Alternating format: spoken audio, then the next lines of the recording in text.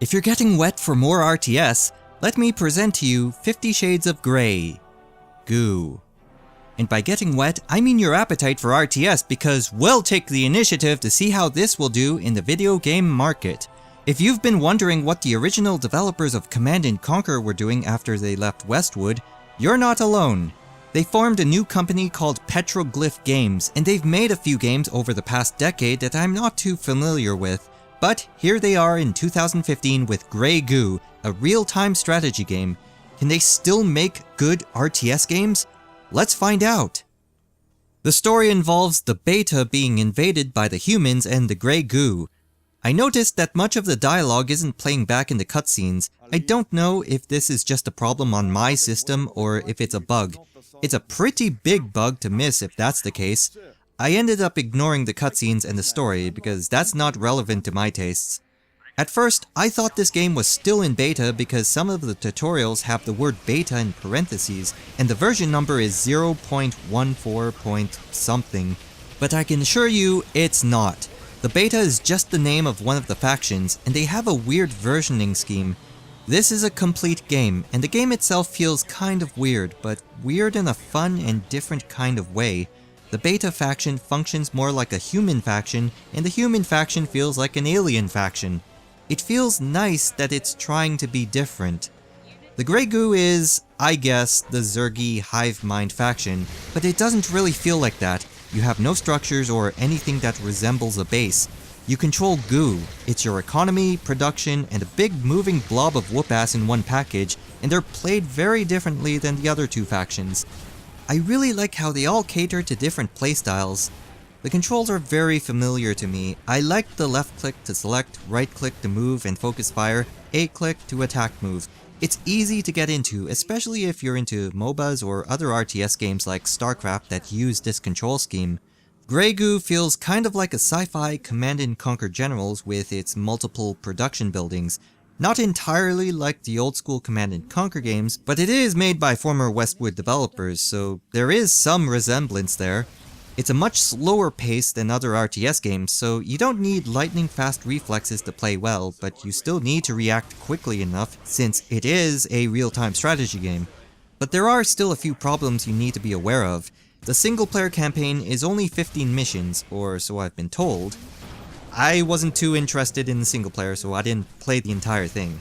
They opted for a more cinematic approach to the single-player, so that's an obvious red flag for me. Some people have reported connection issues in multiplayer, and the balance is just way off. Goo vs Goo is a boring matchup, and the game only supports 4 players, so basically, single-player is short and multiplayer has a few problems. The game also does not have mod support, so what you see is what you get. The whole concept of the game and the diversity of the factions is really good. Now, they just need to tweak it to make it more fun, and in the analysis of the game, I'm mainly concerned about the developers' responsiveness to addressing these problems.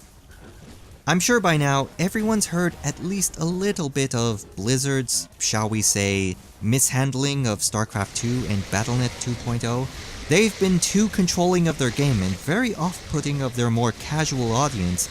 Now they're losing ground.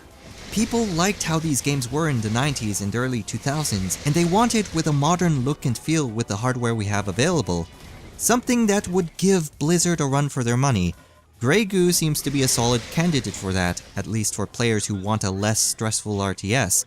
It'll sell a decent amount of copies, but with the current problems the game has, their success will be short-lived unless they do something about it, and they have to do it soon. The state of the game and its community in a few months will largely depend on their willingness to patch and balance the game. By no means will it ever surpass StarCraft 2 as the top RTS, but it can gain a loyal following if it's done right. It just needs developer support. Will it get it?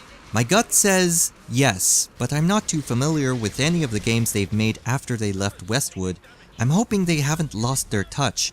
Without mod support, the legacy this game will leave behind will solely depend on the developers balancing the game and fixing its technical problems.